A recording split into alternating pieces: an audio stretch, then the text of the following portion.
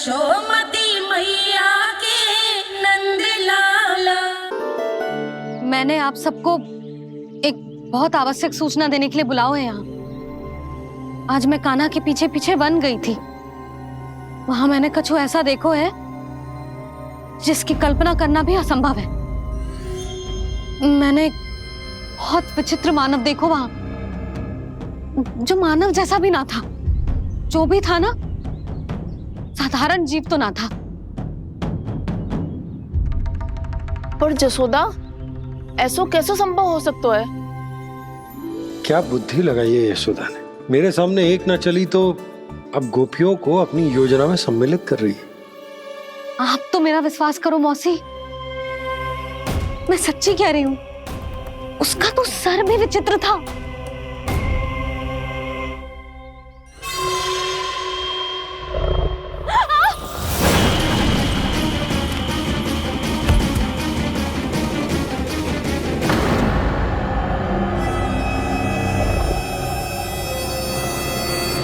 मैं असुर ना हूं रानी भाभी, मैं तो बंसी हूं।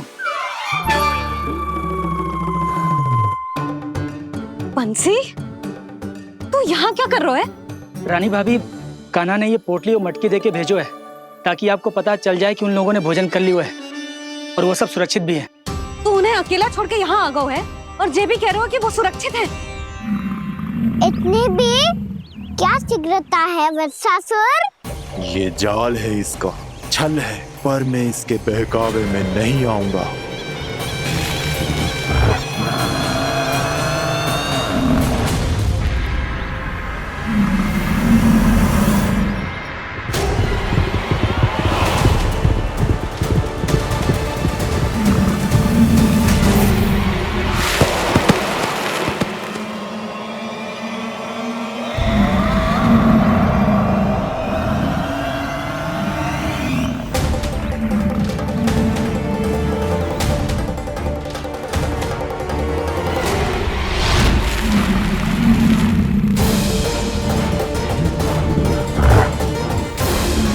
कब तक बच पाएगा तू? और स्वयं बच भी गया तो इन बालकों के प्राणों की रक्षा कैसे करेगा? यदि तू अपनी हार स्वीकार नहीं करेगा तो इन सबको अपने पांव के नीचे कुचल दूंगा मैं।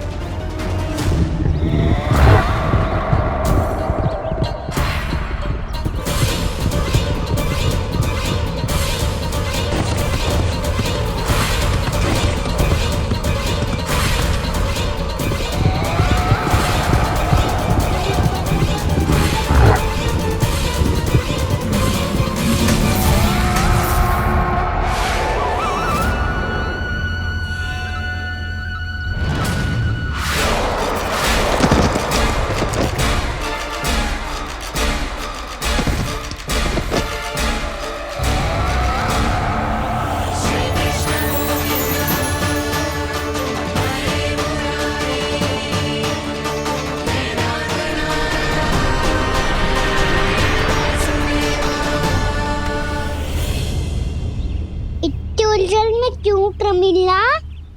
रामलीला, पर मैं तो वत्सासुर हूँ। अब हो, पर वत्स से पहले तो प्रमिला थे। माँ भली असुर। तो फिर मैं वत्सासुर कैसे बना प्रभु? एक बार तुम माँ ऋषि वशिष्ठ के आश्रम गए थे। यक्षों, गंधर्वों और देवताओं तक को पराजित करके जिसने अपने अधीन कर लिया, वो मुरुपुत्र प्रमिलासुर आपके द्वार पर खड़ा है। महर्षि वशिष्ठ स्वागत नहीं करेंगे। द्वार पर खड़ा व्यक्ति देवता या असुर नहीं होता है प्रमिला, वो तो बस एक अतिथि होता है और अतिथियों का स्वागत करना हमारी परंपरा है। आओ। पर वो नहीं जानते थे। अभिमान तुम्हारे विवेक को निकल चुका था। आपने हमारा स्वागत तो कर लिया महर्षि, परंतु यहाँ तो हमारे बैठने के लिए उचित स्थान तक नहीं है। हे माता नंदिनी, असुर राज के लिए आसन की व्यवस्था कीजिए।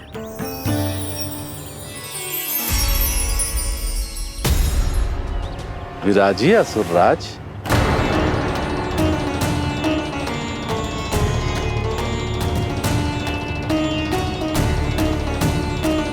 अब जब आपने मुझे बैठने के लिए कहा ही है तो भोजन की व्यवस्था तो होनी ही चाहिए। अतिथि तो ईश्वर स्वरूप होते हैं प्रमिला, और उनकी इच्छा पूरी करना हमारा कर्तव्य है। हे माता नंदिनी, मेरी विनती स्वीकार करें।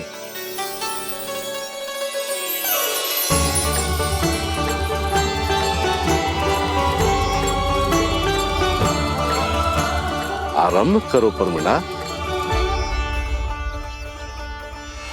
ये तो बहुत ही चमत्कारी गाय है, किसी भी मूल्य पर इसे प्राप्त करना ही होगा मुझे। फिर तुमने ऋषि वशिष्ठ से नंदिनी को पाने की योजना बनाई और कुछ ही दिन के बाद ब्राह्मण का रूप लेकर उनके आश्रम पहुंच गए। कहिए ब्राह्मण देव, मैं आपकी क्या सेवा कर सकता हूँ? महर्षि वशिष्ठ के आश्रम आया हूँ। रिक्त हाथ वापस लौटना तो संभव ही नहीं है। ईश्वर की कृपा से आपके मन में जो है वो सब मिलेगा। अपनी इच्छा प्रकट कीजिए ब्राह्मण देव।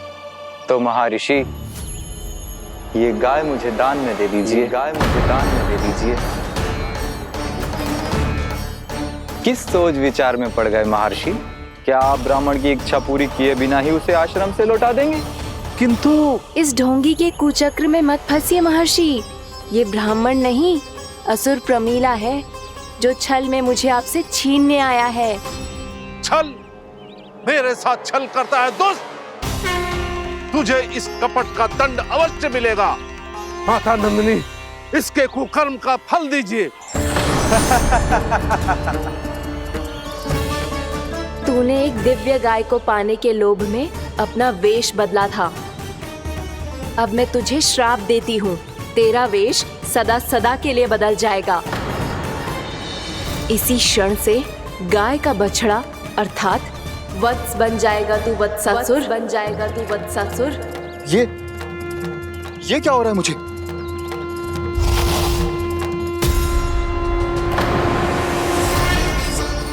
मेरा स्वरूप? हाँ। मुझे क्षमा करें मां नंदिनी, अपना श्राप वापस ले लीजिए। महर्षि, मेरी रक्षा करें। महानंदिनी, मुझे क्षमा कर दीजिए। भूल हो जाने के बाद उसे सुधारने का एक अवसर तो सभी को मिलना चाहिए माँ। इसे क्षमा कर दीजिए माँ, इसे अपनी भूल का पश्चाताप है। आपसे अधिक और कौन जानता है महर्षि, दिया हुआ श्राप वापस नहीं लिया जा सकता।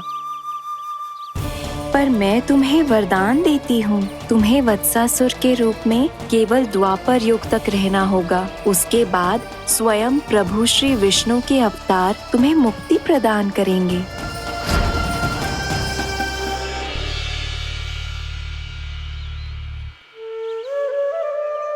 मुझ जैसे मूर्ख अभिमानी दुष्ट को भी आपने मुक्ति प्रदान की प्रभु।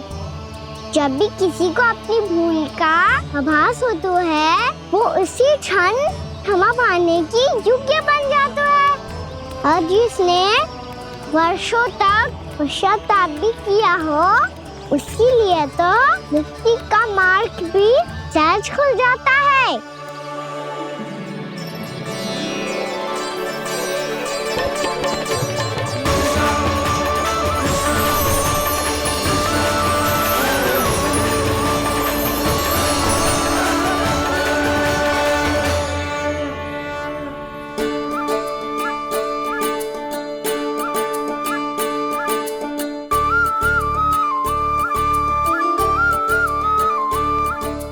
यशोदा,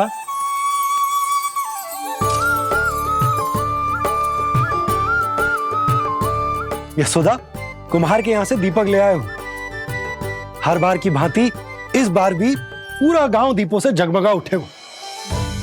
वृंदावन में जे हमारी पहली दीपावली है और जे हम बड़ी धूमधाम से मनाएंगे। रानी भाभी, तोरण के रूप में जे टांग दो दौर पे। हाँ, टांग दी। अरे ठहरो, बंसी जे तोरण थोड़ी ना है। तोरण तो आम के पत्तों और गेंदे के फूल का बनता है। किसने कही तुझे ऐसे टांगने के लिए? तोरण क्यों टांगते हैं पता है? हे नारायण, तोरण इसलिए टांगते हैं ताकि बुराई और नकारात्मकता को हम द्वार के बाहर ही रोक दें और भीतर उन शक्तियों को आमंत्रित करें जो ऊर्जा, उत्साह और दिव्यता से भरी हो, जैसे मैया लक्ष्मी। रानी भाभी, ये बात समझ में ना आई कि तोरण में केवल आम के पत्तों और गेंदे के फूलों को ही क्यों लगाया जाता है? वो इसलिए बंसी क्योंकि आम के पत्ते घर के भीतर की दूषित वायु को खींचकर बाहर निकाल देते हैं और किसी भी प्रकार की नकारात्मक ऊर्जा को उसका हरा रंग घर के भीतर प्रवेश ना करने देते और आंखों को शांति और सुखद अनुभव कराता है, वो बात अलग। इसी प्रकार से गेंदे के फूल भी किसी भी प्रकार की नकारात्मक ऊर्जा को घर के भीतर प्रवेश ना करने देते और उनकी गंध से कीड़े मकोड़े भी घर से दूर ही रहते हैं। समझ में आई बात? जी समझ गए हो। हाँ तो समझ गए हो तो जा ना, शीघ्र आम के पत्ते लेके आ जा। जी। यशोदा, अपने कान्हा के गौचारण से लौटने की प्रतीक्षा में तुम जितनी व्याकुल हो ना, उतना व्याकुल तो अयोध्यावासी भी ना थे भगवान श्री राम के वनवास से लौटने पर। हर मैया के लिए उसका लल्ला श्री राम ही होता है। अच्छा एक बात बताओ, तुम अपने श्री राम, मेरा अर्थ है कि तुम्हारे लल्ला की प्रतीक्षा ऐसे ही भूखे प्यासे खड़े रहकर इस द्वार पर करने वाली हो क्या? भोजन की स्मृति सता रही है आपको? अपने लल्ला की कोई चिंता ना है। सारे बालक वन में अकेले हैं, अब तो बंसी भी यहाँ आ गए हैं। नारायण ही रक्षा करे उन सबकी, कहीं कोई अनहोनी ना हो जाए। इतने घने वन में कहीं कोई पशु या कोई राक्षस आ गो तो? अभी तो कह रही थी कि तुम्हारा लल्ला श्री राम है। अरे श्री राम तो 14 बरस का वनवास काटकर सुरक्षित अपने घर लौट आए थे। तुम्हारा लल्ला तो सवेरे गया है गौचरण को, गोधूली के पहले वापस आ जाएगा। चिंता मती करो यशोदा, अकेले रहकर सब संभालेगो तभी तो हर परिस्थिति का सामना अच्छे से कर पाएगो।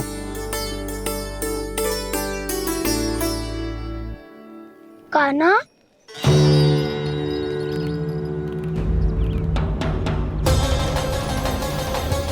अब की बार तो पूरा फंस गया।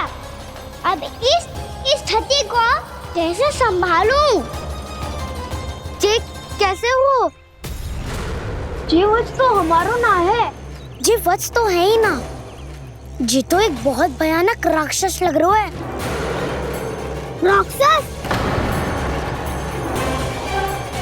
सच्ची बता कान्हा, जे तूने तो ना कियो? है जा कान्हा, हम घर लौट जाएंगे। अब पहरा देने की मेरी बारी है। आप जाओ और विश्राम करो। वन में आने से लेकर अब तक जो भी हुआ है सब तुम्हारी योजना का ही भाग है और अब ये भी तुमने ही किया है ना कान्हा? मुझे आप नहीं पहचानोगे तो और कौन पहचानेगा दाऊ? पर अब समझ ही गए हो तो बस देखते ही मत रहो, सईठा भी करो, स्मरण करो क्या है मेरा सत्य। स्मरण करो? मैं कौन? बोल कान्हा, सत्य बता। तू नहीं करो अजय? इतना बड़ा वत्स, बल्कि वत्स भी नहीं, इतना बड़ा राक्षस और इतना छोटा सा कान्हा। उज्ज्वल अपने बड़बोलेपन में कुछ भी बोलने लगते हो तुम।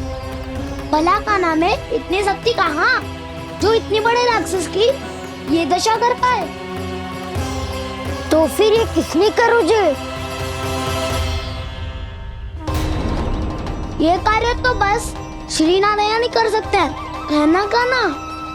इतनी क्षमता तो उन्हीं में हो सकती है, पर सिखाओ इसके बारे में गांव में किसी को पता ना चलना चाहिए। क्यों? क्योंकि यदि हमारे माँ को पता चल गया कि यहाँ कुछ ऐसा हुआ है तो फिर कल से हम में से कोई भी यहाँ ना आ पाएगा। तो फिर गाँव में ही खेलना छुपन छुपाई। उन सबका तो केवल वन आना बंद होगा। पर मेरी मैया तो मुझे घर से बाहर निकलने ही ना देगी। नाना, हम किसी को कछु ना बोलेंगे, है ना सखाओ? हाँ।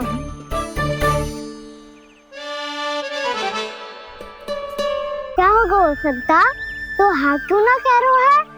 क्योंकि हम यदि वन में आते ही रहे और ऐसे ही भयानक राक्षस या पशु ने हम पर फिर से आक्रमण कर दिया तो कान्हा है ना, मेरे कहने का अर्थ है कि श्री नारायण है ना, जैसे उन्होंने आज हमारे प्राणों की रक्षा की, भविष्य में भी वही करेंगे। तो चलो और सारे के सारे खाद होली का समय हो गया है, वापस चलो चाहिए। मना तो कर दिया है, पर ये सब मानेंगे यदि इनमें से किसी ने भी भैया के सामने मेरा पेट खोल दिया तो?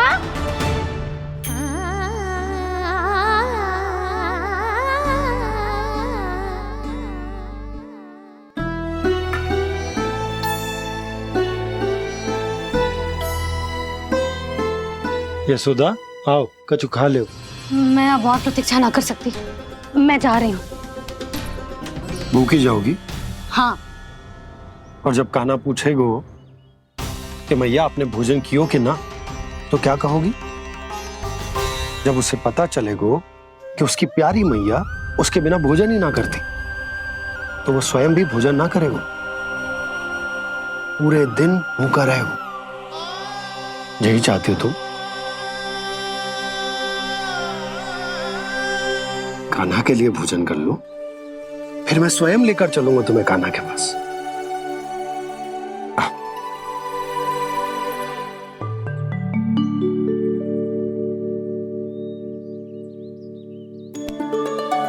आपने कान्हा का नाम लियो है, इसीलिए खा रही हूँ।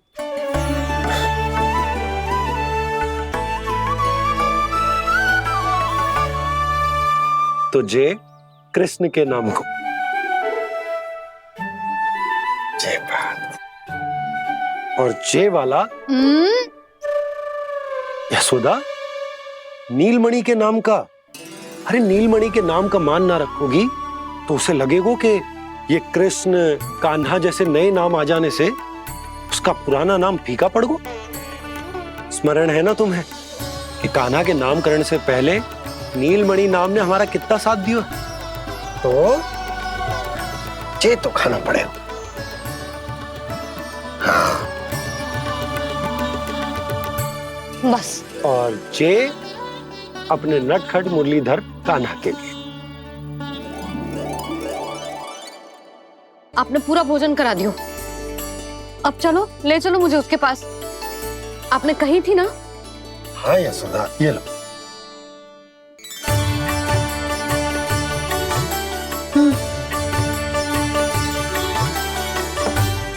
चलो।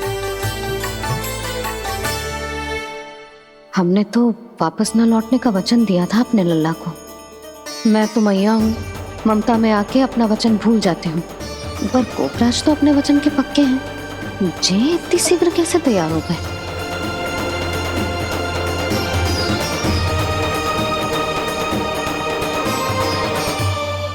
मरण है ना, आज जो हुआ है उसके बारे में कोई एक शब्द भी ना बोलेगा, समझ गए?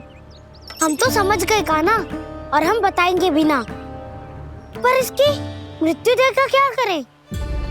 यदि किसी गांव वाले ने देख लिया तो हमें तो बताने की आवश्यकता ही ना पड़ेगा।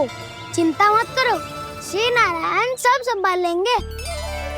ये जहाँ से आया है वही पहुँचा देंगे इसे। वाह दाऊ, क्या सुझाव दिया है आपने?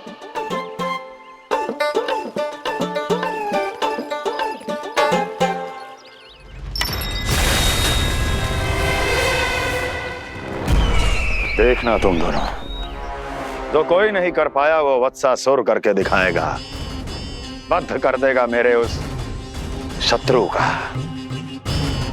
विष्णु अवतार।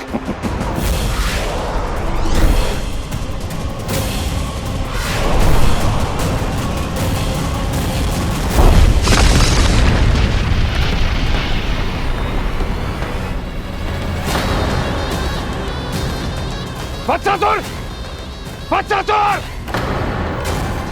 कैसे मारा उस विष्णु अवतार ने गौवंश को? तुमने वत्स का अर्थात गौवंश के जीव का वध किया है कान्हा? नहीं दाऊ, मैंने तो राक्षस वत्सासुर को मोक्ष किया है। अपने कर्मों को घुमा फिरा के सही सिद्ध मत करो कान्हा। मेरी बात सुनो, मैं दाऊ हूँ तुम्हारा। वो जो भी था था तो गौवंश से ही ना। तुमसे उसकी हत्या हुई है और तुम्हें इसका प्रायश्चित करना ही चाहिए। ऐसे करूं